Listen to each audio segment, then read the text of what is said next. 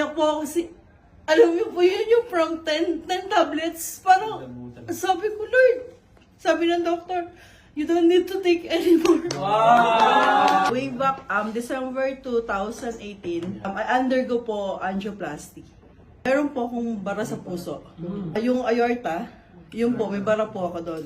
Nung una po, ini-ignore ko lang siya kasi sabi ng doktor, meron ka ng mild stroke. Malakas lang ang resistensya mo, kaya ka nakasurvive. Yes. Sa hospital lang po ako, 220/180 na po yung BP ko. Pero po nakalakad pa rin po ako.